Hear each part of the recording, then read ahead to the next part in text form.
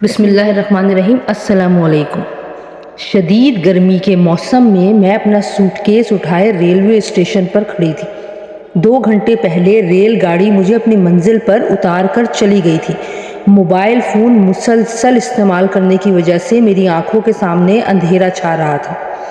میں پچھلے 2 گھنٹے سے اپنی خالہ جان کو فون ملا رہی تھی، جو کہ میرا فون اٹھانے کے بجائے پتہ نہیں ایسے کون سے کاموں میں مصروف تھیں کہ انہیں میری آمد کے بارے میں بھی یاد نہیں رہا تھا۔ انہوں نے مجھے خود اصرار کر کے اسلام آباد سے لاہور اپنے پاس گرمی کی چھٹیاں گزارنے کے لیے بلوایا تھا، اور میں اپنے والدین کے ساتھ لڑ کر خالہ کے پاس چھٹیاں منانے کے لیے آ گئی تھی۔ اب مجھے اپنی بے وقوفی پر بہت غصہ آ رہا تھا۔ میں ان کے پاس کئی بار گرمی کی چھٹیاں گزارنے کے لیے جا چکی تھی، مگر مجھے ریلوے اسٹیشن سے ان کے گھر تک کا سفر یاد نہ تھا، جس کے باعث میں ریلوے اسٹیشن پر کھڑی خوار ہو رہی تھی۔ اچانک سے میرے فون کی بیل بجنے لگی۔ جب میں نے فون کی جانب دیکھا تو فوری طور پر میں نے فون اٹھایا۔ مقابل کی آواز سننے کے بعد میری حیرت کی انتہا نہ رہی۔ وہ کوئی اور نہیں بلکہ خالو جان تھے۔ جب میں نے ان سے خالہ کے متعلق دریافت کیا تو جو خبر مجھے ملی اس سے میرے اوسان خطا ہو گئے۔ مجھے خالو جان نے بتایا کہ پچھلے 2 گھنٹوں سے وہ ہسپتال میں خوار ہو رہے ہیں، کیونکہ میرے آنے کی خوشی میں خالہ جان جلدی سے گھر سے باہر نکل رہی تھیں کہ اچانک سے ان کا پاؤں پھسلا اور وہ سیڑھیوں سے نیچے گر گئیں۔ خالو جان نے مجھے بتایا کہ انہیں تو کوئی بھی ہوش نہ رہا تھا، اس لیے وہ جلدی سے خالہ جان کو لے کر ہسپتال چلے گئے۔ اپنی رودات سنانے کے بعد پھر انہوں نے مجھے ریلوے اسٹیشن جلد آنے کا کہہ کر فون بند کر دیا۔ ریلوے اسٹیشن پر مجھے دور دور تک کوئی بھی بینچ نظر نہیں آ رہی تھی جہاں بیٹھ کر میں خالو کا مزید انتظار کر سکتی۔ اس سے پہلے کہ میں اپنے سوٹ کیس کو سیدھا کر کے اس پر بیٹھتی، میں نے ایک بزرگ کو اپنی جانب آتے ہوئے دیکھا۔ ریلوے اسٹیشن میں کم ہی مسافر رہ گئے تھے۔ اس بزرگ کے چہرے پر نور دیکھ کر میں تو حیران رہ گئی تھی۔ جیسے کسی ٹرانس کی کیفیت میں ان کی جانب بڑھنے لگی تو انہوں نے ہاتھ بلند کر کے مجھے اپنے قریب آنے سے منع کر دیا۔ میں ان کے اس عمل پر حیران رہ گئی۔ میں تو انہیں اس پتھر سے بچانا چاہتی تھی جو کہ ان کے راستے میں آ رہا تھا، اور ٹھوکر لگنے کی وجہ سے وہ بری طرح سے گر سکتے تھے، کیونکہ انہوں نے اپنا چہرہ آسمان کی جانب کیا ہوا تھا اور اپنا منہ آسمان کی طرف کر کے وہ مسلسل کچھ پڑھ کر بڑبڑا رہے تھے۔ مجھے کچھ بھی سمجھ نہیں آ رہی تھی کہ وہ کیوں مجھے اپنے ہاتھ کے اشارے سے دور رہنے کا کہہ رہے تھے، مگر میں ایک ٹرانس کی کیفیت میں ان کے پرشفیق چہرے کی جانب دیکھتے ہوئے بڑھتی چلی جا رہی تھی۔ اس سے پہلے کہ وہ پتھر سے ٹھوکر لگنے کی وجہ سے گرتے، اچانک سے ان کے قدم رکے۔ ان کے عمل سے میری روح کانپ گئی۔ انہوں نے وہ پتھر اٹھا کر ایک جانب رکھ دیا اور پھر اونچی آواز میں کہنے لگے کہ یہ پتھر میرا کچھ نہیں بگاڑ سکتا ہے۔ انہوں نے اپنی آنکھیں بند کی ہوئی تھیں، اور پھر تو میری حیرت کی انتہا نہ رہی جب انہوں نے مجھے دوبارہ سے ہاتھ کے اشارے سے دور رہنے کا کہا۔ میں حیران تھی کہ ان کی آنکھیں تو بند ہیں، پھر وہ مجھے کس طرح سے دیکھ رہے ہیں۔ میں یہ سب کچھ دل میں ہی سوچ رہی تھی کہ جو الفاظ اس بزرگ نے کہے وہ سن کر میرے اوپر جمود کی کیفیت طاری ہو گئی۔ انہوں نے آنکھیں کھولتے ہوئے کہا، لڑکی یہاں سے چلی جاؤ اور یہاں پر دوبارہ نظر نہ آنا، یہ تیرے لیے بہت بہتر ہوگا، اور کبھی مجھے اپنا یہ چہرہ مت دکھانا۔ چلی جاؤ یہاں سے اور دوبارہ کبھی بھی اس جگہ پر واپس مت آنا، ورنہ تم بہت بڑی مصیبت میں پھنس جاؤ گی، جہاں سے نکلنا تمہارے لیے مشکل ترین ہو جائے گا۔ اور پھر انہوں نے ایسی حرکت کی جس کی وجہ سے مجھ سے زمین پر کھڑا رہنا محال ہو گیا۔ انہوں نے زمین سے مٹی اٹھا کر میری جانب اچھالی۔ آنکھوں میں مٹی پڑنے کی وجہ سے مجھے کچھ بھی نظر نہ آیا تو میں منہ کے بل زمین پر جا گری۔ میں نے اپنی آنکھوں سے مٹی صاف کرنے کے بعد جیسے آنکھیں کھولی تو اس بزرگ کو وہاں پر نہ پا کر مجھے حیرت کا شدید ترین جھٹکا لگا۔ دور دور تک وہ مجھے نظر نہیں آ رہے تھے۔ مجھے بہت حیرانی ہوئی کہ وہ اتنی جلدی کہاں غائب ہو گئے۔ جب میں ہوش کی دنیا میں واپس آئی تو مجھے اندازہ ہوا کہ میں بزرگ کے تعاقب میں اپنے سامان سے بہت زیادہ دور آ گئی تھی۔ میں نے اپنے چہرے پر لگی ہوئی مٹی کو اپنے دوپٹے سے صاف کیا اور اپنے سامان کی جانب جانے لگی، مگر میرے ذہن میں بار بار بزرگ کے چہرے کا منظر آ رہا تھا۔ ان کے چہرے پر نور کا وہ منظر میں چاہ کر بھی اپنے دماغ سے دور نہیں کر پا رہی تھی۔ جیسے میں جا کر اپنے سامان کے پاس کھڑی ہوئی تو ایک ہاتھ کو اپنے کندھے پر محسوس کیا۔ خوف کے مارے میرا حلق خشک ہو گیا، حلق میں سوئیاں چبھتی ہوئی محسوس ہوئی۔ جب میں نے ہاتھ کے تعاقب میں پیچھے مڑ کر دیکھا تو میری رکی ہوئی سانس بحال ہوئی۔ وہ کوئی اور نہیں بلکہ خالو جان تھی۔ انہوں نے میری جانب حیرانی سے دیکھتے ہوئے کہا کہ تمہارے چہرے کا رنگ اتنا پیلا کیوں پڑا ہوا ہے، اور ایسا لگتا ہے جیسے تم مجھ سے ڈر گئی ہو۔ میں نے خود کو نارمل کرتے ہوئے خالو جان کے سامنے نفی میں سر ہلایا اور پھر سامان اٹھا کر چلتے ہوئے ان سے خالہ جان کی خیریت کے بارے میں دریافت کیا تو انہوں نے مجھے بتایا کہ تمہاری خالہ جان کے پاؤں کی ہڈی ٹوٹ گئی ہے، جس کی وجہ سے بہت بڑا مسئلہ ہو گیا ہے۔ میں نے حیرانی کے عالم میں ان کی جانب رک کر دیکھتے ہوئے کہا کہ آخر ایسا کون سا مسئلہ ہے جس کی وجہ سے آپ مجھے پریشان نظر آ رہے ہیں؟ میرے بے حد اصرار کرنے پر آخر انہوں نے مجھے بتایا کہ تمہاری خالہ جان کے پاؤں کی ہڈی ٹوٹنے کی وجہ سے ڈاکٹر نے مجھے بتایا ہے کہ وہ اب 1 سال تک اپنے پاؤں پر زور ڈال کر نہیں چل سکتی، ان کو بیساکھی کے سہارے چلنا ہوگا۔ خالہ جان کے بارے میں مجھے سن کر بہت افسوس ہوا، مگر خالو جان کو پریشان دیکھ کر میں نے انہیں تسلی دیتے ہوئے کہا کہ خالہ بہت جلد ٹھیک ہو جائیں گی، پریشان ہونے کی ضرورت نہیں ہے۔ پھر میں خالو جان کے ساتھ چلتے ہوئے لاہور ریلوے اسٹیشن سے باہر آ گئی۔ خالو جان نے جلدی سے ٹیکسی روکی اور ہم دونوں اس میں سوار ہو گئے، اور جیسے میں نے ٹیکسی میں بیٹھ کر بیک ویو مرر میں دیکھا تو میری جان نکل گئی۔ مجھے شیشے میں اسی بزرگ کا چہرہ نظر آیا، وہ مجھے واپس جانے کا اشارہ کر رہے تھے۔ اچانک سے میں نے اپنی آنکھیں سختی سے بند کر لی اور مضبوطی سے خالو کا ہاتھ تھام لیا۔ میری اس حرکت پر خالو جان گھبرا کر رہ گئے۔ انہوں نے مجھے دلاسا دیتے ہوئے کہا، تم کیوں ڈر رہی ہو؟ میں نے اچانک سے اپنی آنکھیں کھولی، جب شیشے کی جانب دیکھا تو اس میں کوئی بھی منظر نہیں تھا۔ میری تو حالت غیر ہو رہی تھی۔ خالو جان مجھ سے بہت سارے سوالات کر رہے تھے، مگر میں ٹرانس کی کیفیت میں شیشے کی جانب دیکھتی جا رہی تھی۔ اچانک سے خالو جان نے مجھے ہاتھ سے پکڑ کر جھٹکا دیا تو میں ہوش کی دنیا میں واپس آئی۔ وہ مجھ سے میرے ڈرنے کی وجہ پوچھ رہے تھے، مگر میرے پاس ان کے کسی سوال کا جواب نہ تھا۔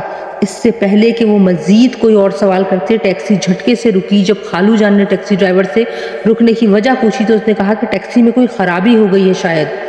خالو جان بھی ٹیکسی ڈرائیور کے ساتھ اتر کر گاڑی میں خرابی چیک کرنے لگے، کیونکہ خالو جان لاہور میں گاڑیوں کے میکینک تھے اور ان کی اپنی ایک ورک شاپ تھی۔ انہوں نے سوچا کہ ہو سکتا ہے اس گاڑی کو میں خود ہی ٹھیک کر لوں۔ میں گاڑی کے ٹھیک ہونے کے انتظار میں گاڑی کی سیٹ کے ساتھ ٹیک لگا کر آنکھیں موند کر بیٹھ گئی۔ اچانک سے مجھے خالو جان کی چیخ سنائی دی۔ میں فوری ٹیکسی کا دروازہ کھول کر جیسے ہی گاڑی کے انجن کی جانب بڑھی تو خالو جان نے مجھے ہاتھ کے اشارے سے دور رہنے کا کہا، کیونکہ گاڑی کے انجن میں سے چنگاریاں نکل رہی تھیں، اور گاڑی کے انجن میں سے اچانک چنگاریاں نکلنے کی وجہ سے ٹیکسی ڈرائیور گر کر بے ہوش ہو گیا تھا۔ خالو جان کو کچھ بھی سمجھ نہیں آ رہا تھا اور وہ بلند آواز میں کہہ رہے تھے کہ ہم دونوں تو اپنی منزل کی جانب رواں دواں تھے، پتہ نہیں یہ ہم کس مصیبت میں پھنس گئے ہیں۔ خالو جان مسلسل ٹیکسی ڈرائیور کا چہرہ تھپتھپا رہے تھے، مگر وہ ہوش میں آنے کا نام نہ لے رہا تھا۔ یہ صورتحال میری سمجھ سے بالکل باہر تھی۔ میں جب سے لاہور آئی تھی، ایک کے بعد ایک مصیبت سے میرا سامنا ہو رہا تھا۔ میں سوچوں کے بھنور میں ڈوبی ہوئی تھی کہ اچانک سے خالو جان نے مجھ سے پانی مانگا۔ میں جلدی سے ٹیکسی کی جانب بڑھی، کیونکہ میرے سامان میں پانی کی بوتل موجود تھی۔ میں نے جلدی سے وہ پانی کی بوتل لا کر خالو جان کے حوالے کی۔ انہوں نے پانی کی بوتل سے تھوڑا پانی لے کر ٹیکسی ڈرائیور کے چہرے کی جانب اچھالا تو وہ ہوش میں واپس آیا۔ اسے ہوش میں آتا دیکھ کر خالو جان نے پانی کی بوتل اسے دی تاکہ وہ پانی پی کر اپنے حواس کو بحال کر سکے۔ اتنے میں خالو نے ٹیکسی کے انجن کو ٹھیک کر لیا۔ اتنی مشکل کے بعد ہم دوبارہ سے اپنی منزل کی جانب روانہ ہوئے۔ کچھ دیر بعد ٹیکسی ہسپتال کے سامنے رکی۔ میں خالو جان کے ہمراہ ہسپتال کے اس کمرے میں داخل ہوئی جہاں پر خالہ کو ایڈمٹ کیا گیا تھا۔ خالہ جان کے پاؤں کو پٹیوں میں جکڑا دیکھ کر مجھے انتہائی دکھ اور افسوس ہوا۔ میری آہٹ کو محسوس کرنے کی وجہ سے خالہ جان کی آنکھ کھل گئی۔ وہ بے دھیانی میں میری جانب بڑھنے لگی تو کرراہ کر رہ گئی۔ میں جلدی سے ان کی جانب بڑھی اور ان کے گلے لگ کر رونے لگی، کیونکہ ان کو اس حالت میں دیکھ کر مجھے بالکل بھی اچھا نہیں لگ رہا تھا۔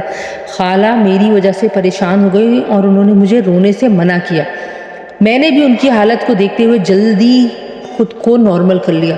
تھوڑی دیر میں خالہ کے پاس ہسپتال میں بیٹھی رہی، پھر انہوں نے مجھے کہا کہ تم اپنے خالو جان کے ساتھ گھر جا کر تھوڑی دیر آرام کر لو، سفر کی تھکی ہوئی ہو اور اپنے کپڑے بھی تبدیل کر لینا۔ میں ان سے پیار کے انداز میں لپٹتے ہوئے کہا کہ میں آپ کے ساتھ یہیں ہسپتال میں رہوں گی، مجھے بالکل بھی تھکاوٹ محسوس نہیں ہو رہی ہے، میں آپ کے پاس رہ کر آپ کی خدمت کروں گی، اور ویسے بھی آپ کے ساتھ یہ سب کچھ میری وجہ سے ہوا ہے۔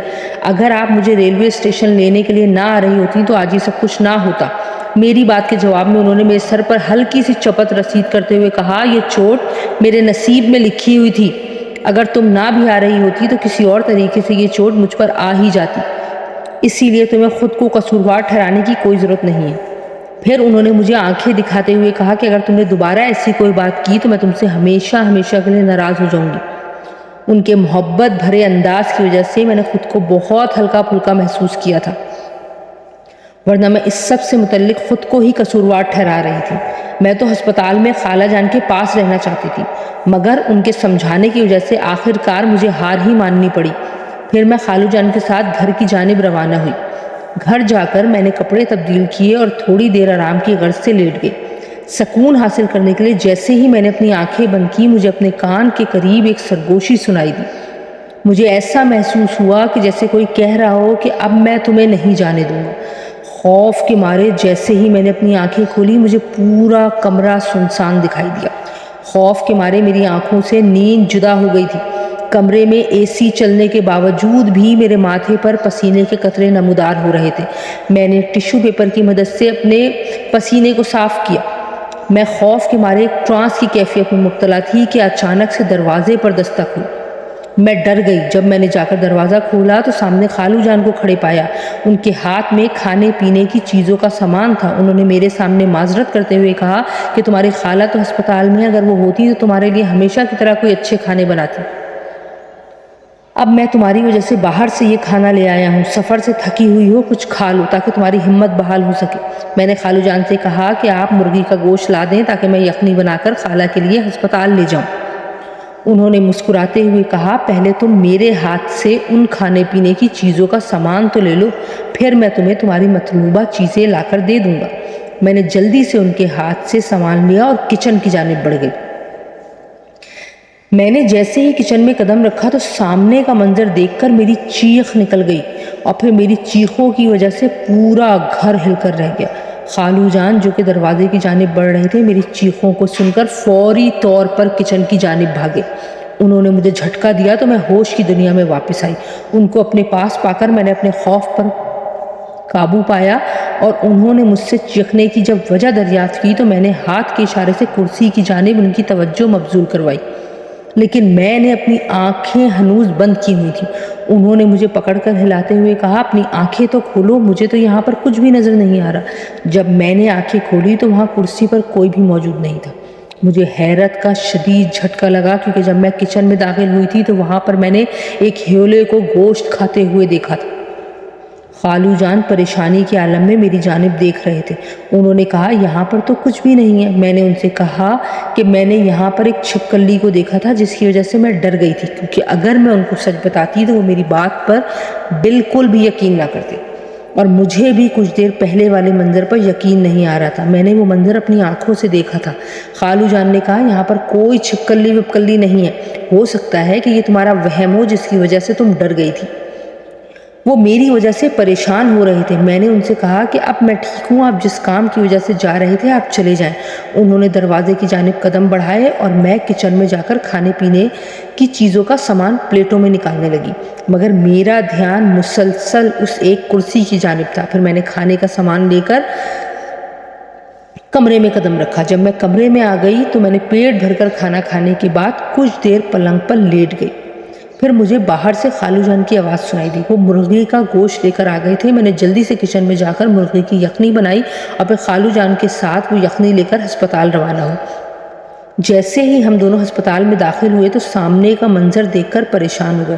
ہر طرف ایک افراتفری کا سما تھا۔ سب لوگ ایک دوسرے کو دھکے دیتے ہوئے بھاگ رہے تھے۔ سامنے کی صورتحال دیکھ کر ہم دونوں کو کچھ بھی سمجھ میں نہیں آ رہا تھا کہ اچانک سے ایک ڈاکٹر کو دوڑتے ہوئے خالو نے دیکھا تو اس کو روک کر ہسپتال میں پیش آنے والی اس افراتفری کے بارے میں دریافت کرنے لگے۔ اس ڈاکٹر نے بتایا کہ یہاں پر ایک مریض ہے جس کو پاگل بن کے دورے پڑتے ہیں، مگر اس کے لواحقین اس بات کو ماننے کے لیے تیار ہی نہیں تھے کہ وہ اسے پاگل خانے میں جمع کروائیں، جس کی وجہ سے انہوں نے اس پاگل آدمی کو اس ہسپتال میں رکھا ہوا تھا۔ وہ پاگل آدمی نرسوں کی لاپرواہی کی وجہ سے غائب ہو گیا ہے اور اب اس کے لواحقین ہسپتال میں گھس کر توڑ پھوڑ مچا رہے ہیں اور پورے ہسپتال کو اس بات کا ذمہ دار ٹھہرا رہے ہیں۔ اس ڈاکٹر نے بتایا کہ ابھی تھوڑی دیر میں پولیس آتی ہی ہوگی۔ کچھ دیر بعد پولیس نے آ کر فوری ہی اسپتال کی تمام صورتحال کو سنبھال لیا۔ پھر ہم دونوں خالہ کے کمرے کی جانب بڑھے۔ وہ بھی ہسپتال کی صورتحال سے بہت زیادہ پریشان دکھائی دے رہی تھی۔ وہ تو اس تمام صورتحال سے اس قدر پریشان ہو گئی تھی کہ انہوں نے خالو جان کے ساتھ ضد باندھ لی کہ مجھے جلدی سے گھر لے کر جائیں، مجھے اس طرح کے ہسپتال میں بالکل نہیں رہنا۔ خالو جان نے انہیں بہت سمجھانے کی کوشش کی مگر وہ تو ایک بات بھی سننے کو تیار نہ تھی۔ میں نے بھی یخنی پلانے کے بہانے ان کو ٹالنے کی بہت کوشش کی، مگر وہ تو کوئی بات سننے کو تیار ہی نہیں تھی، اور پھر وہی ہوا جس کا ڈر تھا، انہوں نے اپنی بات منوا کر ہی دم لیا۔ مگر ان کا اس حال میں گھر جانا ان کی صحت کے لیے بالکل بھی ٹھیک نہ تھا۔ ڈاکٹر نے بھی بہت زیادہ سمجھانے کی کوشش کی، مگر ہم دونوں خالہ کی ضد کے سامنے بالکل بے بس تھے، کیونکہ خالہ ہسپتال میں پیش آنے والی افراتفری کی وجہ سے بہت زیادہ پریشان ہو گئی تھیں، اسی لیے وہ ہسپتال میں رکنا نہیں چاہتی تھیں۔ ہم دونوں خالہ جان کو ہسپتال سے ڈسچارج کروا کر گھر لے آئے، اور میں ڈاکٹر کی ہدایت کے مطابق خالہ جان کا گھر میں ہی خیال رکھنے لگی۔ اچھی دیکھ بھال کی وجہ سے خالہ جان کچھ ہی دنوں میں اپنے پاؤں پر زور ڈال کر چلنے لگی۔ میں بھی ان کی اس تبدیلی پر بہت حیران تھی، کیونکہ خالو جان نے مجھے بتایا تھا کہ ڈاکٹرز کے مطابق خالہ کم سے کم 1 سال تک اپنے پاؤں پر وزن نہیں ڈال سکتی تھی۔ جب میں نے اپنی سوچ کا اظہار خالہ جان کے سامنے کیا تو انہوں نے کہا کہ صحت دینے والی تو اللہ کی ذات ہوتی ہے، ہم انسان تو صرف ایک مفروضہ قائم کرتے ہیں۔ خالو جان نے خالہ کی جلد صحت یابی کی خوشی میں گھر میں قرآن خوانی کا انتظام کروایا۔ تمام انتظامات بہت اچھے طریقے سے کروائے گئے تھے۔ سارا دن قرآن خوانی کے تمام کام کرنے کے بعد جب میں رات کو تھک ہار کر پلنگ پر سونے لیٹی تو مجھ پر فوراً نیند کا غلبہ طاری ہو گیا۔ اچانک سے میری آنکھ کھلی کھڑکی کے بجنے کی آواز آ رہی تھی۔ جب میں نے اٹھ کر کمرے کا جائزہ لیا تو مجھے کمرے کی کھڑکی کھلی ہوئی نظر آئی۔ مجھے شدید حیرت کا جھٹکا لگا، کیونکہ میں نے سوتے وقت کھڑکی اچھے سے بند کی تھی۔ پھر میں نے سوچا کہ ہو سکتا ہے قرآن خوانی کی تھکاوٹ کی وجہ سے میں کھڑکی بند کرنا بھول گئی ہوں گی۔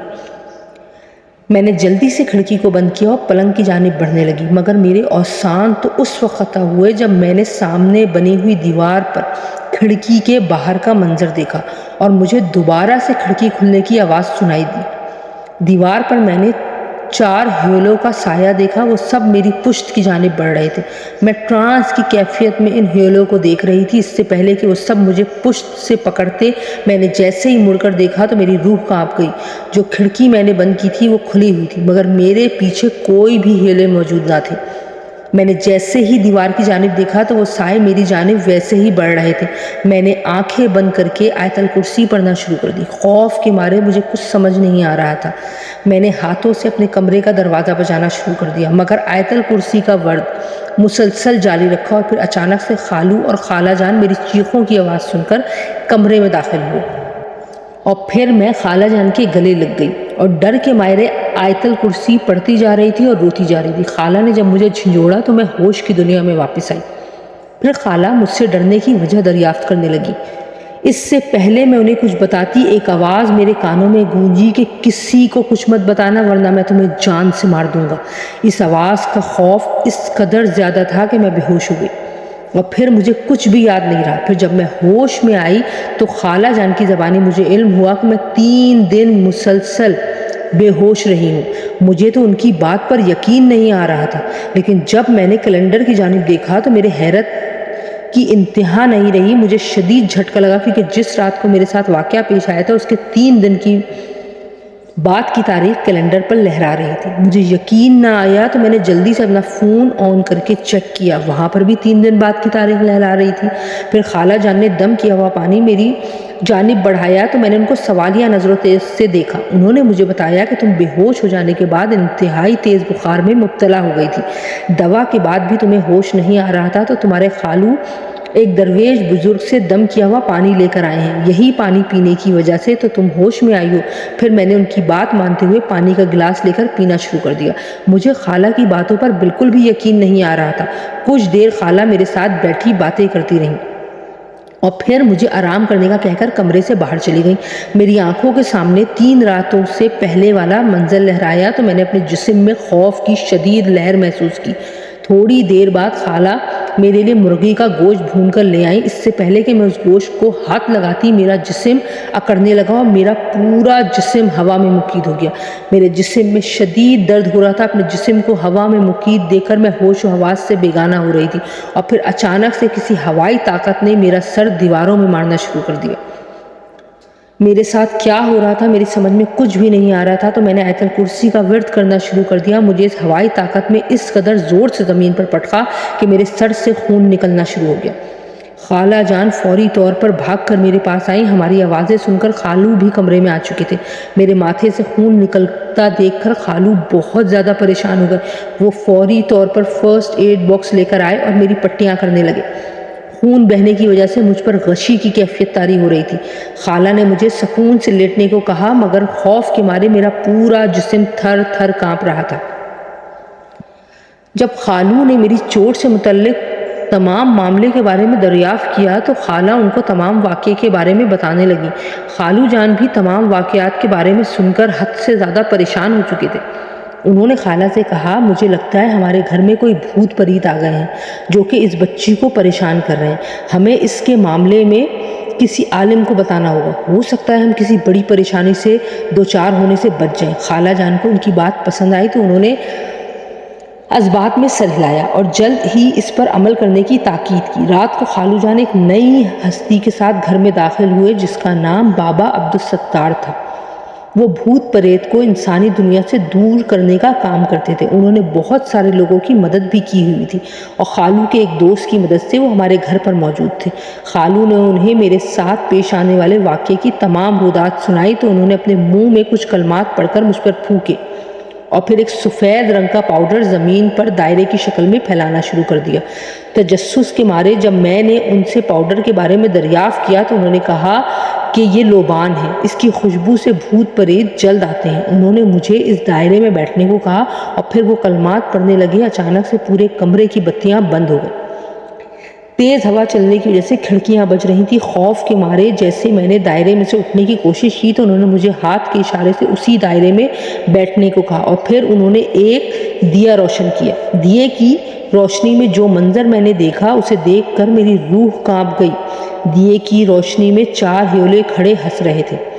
جب بابا عبدالستار نے ان سے مجھے تنگ کرنے کی وجہ پوچھی تو انہوں نے گرجدار آواز میں کہا کہ ہم اس لڑکی کو اپنے ساتھ لے جانے کے لیے آئے ہیں۔ ہمارے راستے میں آنے کی کوشش مت کرنا، اس کو ہمارے آقا کے پاس جانا ہوگا۔ وہ کئی سالوں سے اس کا انتظار کر رہے ہیں مگر اس کو حاصل نہیں کر پا رہے تھے، مگر اس کی ایک غلطی کی وجہ سے اب ہمارا کام آسان ہو گیا ہے، کیونکہ اس نے ان کلمات کا ورد کیا ہے جن کے ہمارے آقا پیر وکار ہیں۔ اس لیے تم ہمارے راستے میں نہ آؤ۔ اگر یہ لڑکی ہمارے ساتھ ہماری جنات کی دنیا میں نہ گئی تو ہم اس کے تمام خاندان والوں کو ختم کر دیں گے۔ ان کی آواز سن کر میری روح کانپ گئی۔ بابا عبدالستار نے ان سے کہا کہ ہم انسان تم جنات کی دنیا میں نہیں جا سکتے ہیں، کیا تم اللہ کی بنائی گئی اس حد سے تجاوز کرنے کی کوشش کر رہے ہو؟ انہی ہیولوں نے کہا کہ ہمیں اپنی باتوں میں مت پھنساؤ، اور وہ ہیولے مجھے پکڑنے کے لیے جیسے میری جانب بڑھے تو بابا عبدالستار نے ان پر دم کیا ہوا پانی پھینکا جس سے وہ چیختے ہوئے غائب ہو گئے، مگر ان کی دھمکی میرے ذہن میں رہی کہ ہم واپس ضرور آئیں گے۔ اس تمام واقعے میں بہت زیادہ ڈر گئی تھی۔ بابا عبدالستار نے میرے ہاتھ پر دھاگا باندھا اور کہا، اس کو خود سے جدا مت کرنا۔ خالہ اور خالو جان بھی میرے ساتھ کمرے میں موجود تھے۔ وہ تو اس تمام واقعے سے اس قدر پریشان ہو گئے تھے کہ انہیں کچھ بھی سمجھ میں نہیں آ رہی تھی۔ بابا عبدالستار نے انہیں بتایا کہ بات بہت بڑی پریشانی کی ہے، یہ جنات اس لڑکی کو اپنے ساتھ لے کر ہی جائیں گے۔ دراصل ان جنات کی طاقت مجھ سے کئی گنا زیادہ ہے، اس کے لیے مجھے اپنی پہاڑی والے بابا کی مدد لینا ہوگی۔ خالو نے کہا، آپ جس کی بھی مدد لینا چاہتے ہیں لے لیں، مگر ہماری بیٹی کو جلدی اس آفت سے چھٹکارا دلوائیں۔ انہوں نے ہمارے ساتھ 3 دن بعد آنے کا وعدہ کیا اور پھر چلے گئے، مگر وہ 3 دن میں نے خالہ اور خالو جان کے ساتھ بہت زیادہ مشکل میں گزارے تھے۔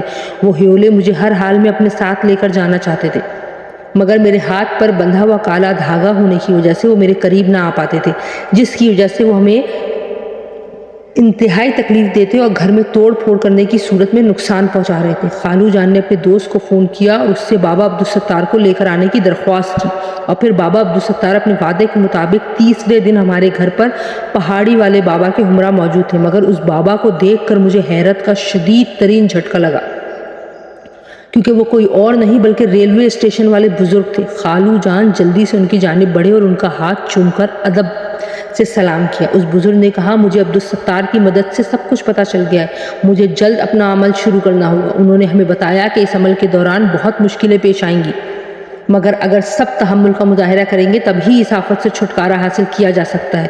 پھر انہوں نے مجھے کہا کہ تمہیں ایک اندھیری رات جن زادے کے ساتھ گزارنی ہوگی۔ پھر 40 دن تک ایک چلہ کاٹنا ہوگا۔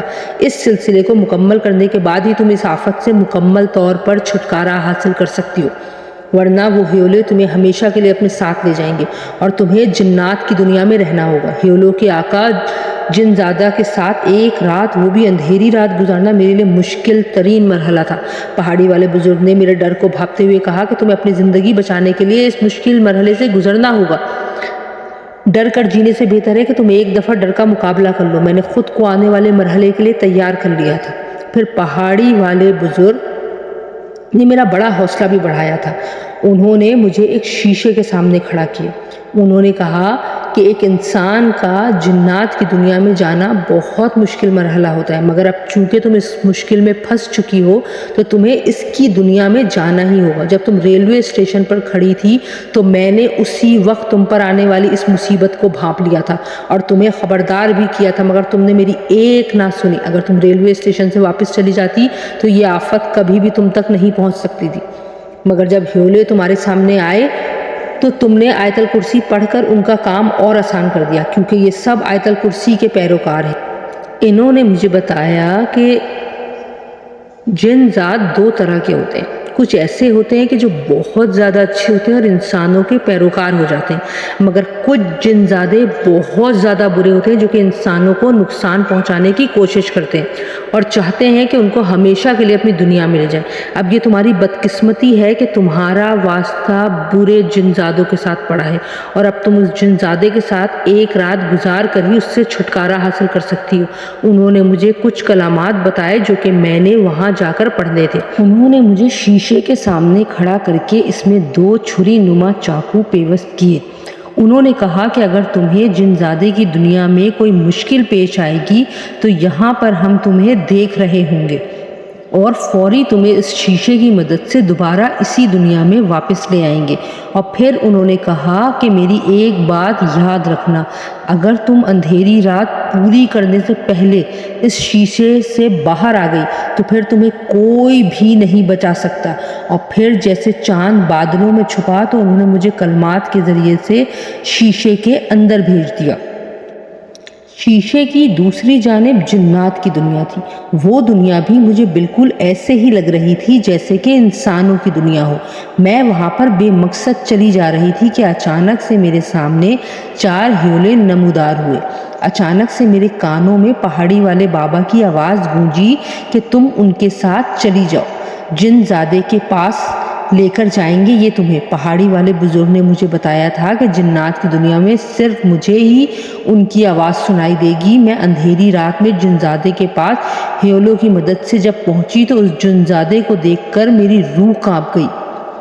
اس سے پہلے کہ میرے حلق میں سے چیخ نمودار ہوتی، مجھے اپنے کانوں میں پہاڑی والے بزرگ کی آواز سنائی دی کہ تمہیں ڈر کا مقابلہ کرنا ہے کیونکہ اس کے آگے جیت ہے۔ انہوں نے میرے کان میں کہا کہ تم اس جنزادے کو اپنی باتوں سے بہلانے کی کوشش کرو اور اس سے ان آیات کے بارے میں پوچھو جس کا یہ پیروکار ہے، تاکہ تم اس سے چھٹکارا حاصل کر سکو۔ جیسے اس نے تمہیں اس اندھیری رات میں وہ آیات بتا دیں تو سمجھو کہ یہ پھر دوبارہ تم تک نہیں پہنچ سکے گا۔ پہاڑی والے بزرگ نے مجھے کہا کہ تمہیں یہ کام اسی اندھیری رات میں مکمل کر کے واپس لوٹنا ہوگا، ورنہ تم ہمیشہ ہمیشہ کے لیے اس دنیا میں قید ہو کر رہ جاؤ گی۔ یہ بات سن کر تو میرے اوسان مزید خطا ہو گئے تھے اور میں اپنے مقصد میں کامیاب ہونے کے لیے ہر حربہ اپنانے لگی جس کی مدد سے مجھے جن زادہ ان آیات کے بارے میں بتا دیتا جن کا وہ پیروکار تھا۔ وہ اندھیری رات مجھ پر بہت بری ثابت ہوئی تھی۔ اس جن زادے کے ارد گرد اور بھی بہت سی بری بری ڈراؤنی شکلوں والے جنات موجود تھے۔ ان کے منہ سے رال کی جگہ خون ٹپک رہا تھا۔ وہ سب میرے خون کے پیاسے ہو رہے تھے کیونکہ میں ان کی دنیا میں واحد انسان تھی، مگر جن زیادہ ان سے بھی زیادہ خطرناک تھا۔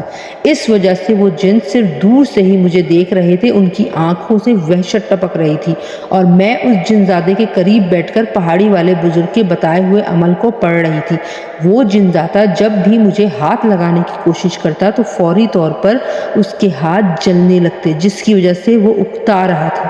پہاڑی والے بابا نے مجھے بتایا تھا کہ جب جن زادہ اور انسانوں سے اکتانے لگتے ہیں تو ان کی پوچھی گئی ہر بات کا جواب دے دیتے ہیں۔ میں نے اس سے کئی بار پوچھا مگر وہ انتہائی ڈھیٹ جنذات ثابت ہو رہا تھا۔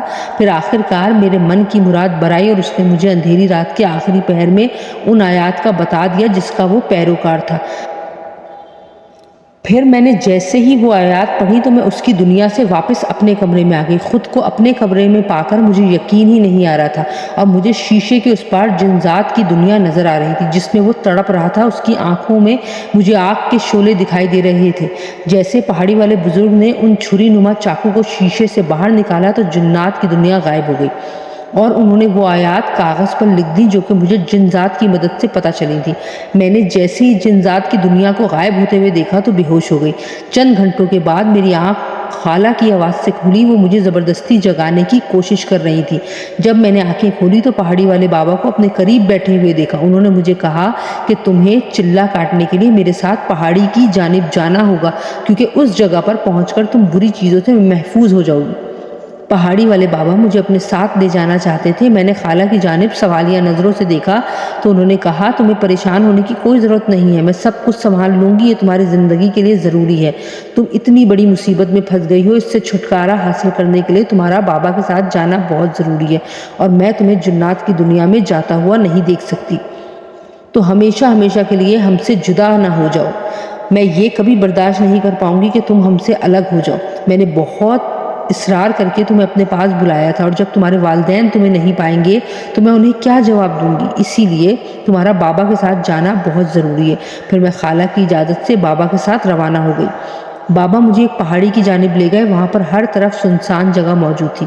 بابا مجھے ریتیلے علاقے سے لے جاتے ہوئے ایک پہاڑی کی جانب چلے گئے۔ پھر میں ان کی جگہ پر داخل ہوئی جہاں پر وہ رہتے تھے۔ انہوں نے مجھ سے کہا کہ تمہیں اپنا چلہ جلد ہی شروع کرنا ہوگا، ہمارے پاس وقت بہت کم بچا ہے، ان 40 دنوں میں ایک دن کی بھی کمی نہیں کرنی۔ انہوں نے صفحے پر تحریر کی ہوئی آیات میرے سامنے کی اور مجھے کہا کہ آج سے 40 دن تک تم اکیلے ایک کمرے میں رہو گی اور ایک چلہ کاٹنا ہوگا جس کی مدد سے تم اس جنذات اور اس کے ہیولوں سے چھٹکارا حاصل کر لو گی۔ تمہارا یہ چلہ کاٹنا بہت ضروری ہے کیونکہ اب وہ جنذات سکون سے نہیں بیٹھے گا۔ تم سمجھو کہ تم اس کی دولت لے کر آئی ہو، جیسے اگر کسی انسان سے اس کی دولت چھن جائے تو وہ کسی بھی حد تک گزر جاتا ہے، تو یہ جنذات بھی ایسے ہی ہوتے ہیں۔ اگر کوئی ان سے آیات چھین لے تو یہ اس کے پیچھے پڑ جاتے ہیں کیونکہ ان کی آیات بہت قیمتی ہوتی ہیں، اور یہ جنذات تو ویسے بھی تم پر عاشق تھا اور تمہیں اپنی دنیا میں اپنے ساتھ لے کر جانا چاہتا تھا۔ اس سے پہلے کہ وہ تمہیں ہمیشہ ہمیشہ کے لیے اس دنیا سے لے جائے، تم چلہ کاٹ کر اسے اس کی دنیا میں ہی بند کر ڈالو۔ یہ چلہ تمہیں اکیلے ہی کاٹنا ہوگا کیونکہ وہ جنذات اب صرف تمہیں ہی نظر آئے گا، اس میں میں یا عبدالستار تمہاری کوئی بھی مدد نہیں کر سکتے۔ اور پھر میں ایک کمرے میں بند ہو گئی کیونکہ مجھے اپنی زندگی ہر حال میں اس جنذات سے محفوظ کرنا تھی۔ میں نے 40 دن تک اس کمرے کے اندر ہی رہنا تھا۔ خالہ نے وہاں پر 40 دنوں کا کیلنڈر لگا دیا اور پہاڑی والے بابا نے مجھے ایک کاغذ پر تمام ہدایتیں تحریر کر کے دے دی۔ انہوں نے مجھے بتایا کہ مجھے یہ عمل رات کو چاند کے نکلنے کے بعد کرنا ہوگا۔ انہوں نے مجھے کچھ ایسے کلمات کاغذ پر لکھ کر دیے جو کہ میں نے ان آیات کے ساتھ پڑھنے تھے جو کہ جنذات کی مدد سے مجھے پتہ چلی تھی۔ پھر میں 40 دن کے لیے کمرے کے اندر بند ہو گئی۔ گھبراہٹ کا بھی عجیب عالم تھا، لیکن ان دنوں کے دوران مجھے جو جو مشکلات پیش آئیں ان سب کے بارے میں سوچ کر میری روح کانپ جاتی تھی۔ جیسے چاند نکلتا تو میں فوری طور پر چلہ کاٹنے کے لیے بیٹھ جاتی۔ پہاڑی والے بابا نے مجھے چلہ کاٹنے کے لیے ایسی چیزیں دی جن کے استعمال سے جنذات مجھ سے دور رہتے۔ مجھے ان کی آوازوں سے ڈر تو بہت لگتا تھا مگر اپنی زندگی میں آسانی لانے کے لیے مجھے یہ سب کچھ کرنا تھا۔ میں جب بھی چلہ کاٹنے کے لیے بیٹھتی تو پہاڑی والے بابا کی جانب سے دی گئی چیزوں کا استعمال کرنا نہ بھولتی۔ لوبان کے پاؤڈر کی مدد سے وہاں پر دائرہ بنا کر ارد گرد دیے جلا لیتی اور کمرے میں جلنے والی بتی کو بند کرنا نہ بھولتی۔ میں جیسے عمل شروع کرتی تو مختلف ہوائی مخلوقات مجھے تنگ کرنے کی کوشش کرتی کیونکہ وہ جنزادے کے پیروکار تھے اور جنزاد انہیں میرے پاس بھیجتا تھا کہ میں اپنا کام ختم کر کے جنذات کے قابو میں آ جاؤں۔ مگر پہاڑی والے بابا کی مدد سے جو قوت مجھے ملی تھی میں ان کی باتوں میں نہ آتی بلکہ اپنے کلمات کو جاری رکھتی اور اس دائرے کے اندر بیٹھ کر ان کی مختلف حرکات کا سامنا کرتی۔ وہ مجھے مختلف شیطانی چیزوں سے زخمی کرنے کی کوشش کرتے اور کبھی کبھار تو وہ حد ہی کر دیتے۔ میرے اپنوں کی مری ہوئی شکل میرے سامنے لے کر آتے تاکہ میں گھبرا کر دائرے سے باہر نکل آؤں۔ مجھے پہاڑی والے بابا نے کہا تھا کہ کبھی بھی دائرے سے باہر نہ نکلنا، چاہے کچھ بھی ہو جائے۔ انہوں نے مجھے جنزادوں کے ان حرکتوں کے بارے میں بتایا تھا۔ وہ اکثر گندی شکلیں بنا کر میرے سامنے آتے تھے اور کبھی کبھی تو آگ لے کر میرے پاس آ جاتے۔ ڈر کے مارے میری جان تو نکل جاتی، لیکن میں کیا کر سکتی تھی؟ میں اس سے جلنے کے ڈر کی وجہ سے دائرے کو چھوڑ دوں گی، وہ یہ سمجھتے تھے۔ مگر پہاڑی والے بابا نے مجھے انہی کے ان تمام کنڈوں سے بچنے کے لیے بتایا ہوا تھا طریقہ، جس پر میں عمل کرتی تھی۔ جس صفحے پر پہاڑی والے بابا نے مجھے ہدایات تحریر کر کے دی ہوئی تھی، اس کو میں نے چلے کے 20 دن بعد کھولنا تھا۔ میرے چلے کے 20 دن تو جنزادوں کی چھوٹی موٹی حرکتوں سے گزر گئے۔ جب میں نے 20 دن بعد وہ لفافہ کھولا تو اس پر لکھی ہوئی تحریر کو پڑھ کر میری جان نکل گئی۔ اس پر لکھا ہوا تھا کہ جو ہدایات میں نے تمہیں دی تھی وہ تمہارے پہلے 20 دنوں کے لیے تھی۔ اب اس صفحے پر جو میں نے ہدایت لکھی ہے اس کے مطابق عمل کرو گی تو یہ چلہ مکمل ہو جائے گا، ورنہ تم ہمیشہ کے لیے اس میں پھنس کر رہ جاؤ گی۔ جب میں نے وہ ہدایت پڑھی تو میری جان حلق میں اٹک کر رہ گئی۔ اس صفحے میں الماری میں دیکھنے کی ہدایت لکھی ہوئی تھی۔ جب میں نے الماری کو کھول کر دیکھا تو وہاں پر سرخ رنگوں کے دھاگے پڑے ہوئے تھے اور ان دھاگوں کے پاس ایک طرف گوشت پڑا ہوا تھا جو کہ بالکل تازہ معلوم ہو رہا تھا۔ میں حیران تھی کہ میں تو اتنے دنوں سے اس کمرے میں بند ہوں، یہاں پر سوائے کھانے کے اور کچھ بھی نہیں آتا ہے، تو پھر یہ گوشت اس الماری میں کہاں سے آ گیا؟ پریشانی سے میرا برا حال تھا۔ میں سوچ رہی تھی کہ آخر یہ کس نے رکھا ہوگا۔ ابھی میں اس بارے میں سوچ رہی تھی کہ میں نے ایک اور لفافہ پاس پڑے ہوئے دیکھا۔ جب میں نے اس لفافے کو کھول کر دیکھا تو اس پر تحریر لکھی ہوئی تھی کہ اس گوشت کو دھاگوں میں پرو لوں، چاند نکلنے سے پہلے چاند نکلنے میں کچھ ہی وقت باقی بچا تھا۔ میں جلدی سے اس گوشت کو دھاگوں میں پرونے لگی کیونکہ وہ گوشت دھاگوں میں پرو کر ان جن زادوں کے سامنے ڈالنا تھا۔ تحریر پر صاف لکھا ہوا تھا کہ جب تک وہ جن زادے گوشت نہ کھا لیں دائرے میں سے نہیں اٹھنا۔ وہ دھاگے الماری میں پہاڑی والے بابا نے رکھے تھے، وہ دم کیے ہوئے دھاگے تھے۔ جیسے وہ جنزادے اس کو کھاتے تو فوری طور پر پہاڑی والے بابا کی لپیٹ میں آ جاتے۔ یہ تمام ہدایات صفحے پر تحریر کی ہوئی تھی۔ میں ان ہدایات کے مطابق عمل کرتی جا رہی تھی۔ اس پر لکھا ہوا تھا کہ اس تمام کاوش کے بارے میں ذہن میں بھی کچھ نہیں سوچنا، کیونکہ اگر جنزادوں کو پتہ چل گیا تو وہ گوشت نہیں کھائیں گے۔ تحریر میں لکھا تھا اگر یہ تمام ہیولے قابو میں آ گئے جو کہ چلے کے دوران تنگ کرتے ہیں تو جنزاد کو پکڑنا آسان ہو جائے گا، کیونکہ جب اس کی فوج کمزور ہو جائے گی تو اس کی طاقت باقی نہیں رہے گی، کیونکہ آقا کی طاقت اس کی فوج میں ہی ہوتی ہے۔ میرے لیے یہ مرحلہ بہت زیادہ مشکل تھا۔ جیسے چاند نکلا تو میں فوری دائرہ بنا کر چلے میں بیٹھ گئی اور کلمات پڑھنے شروع کر دیے۔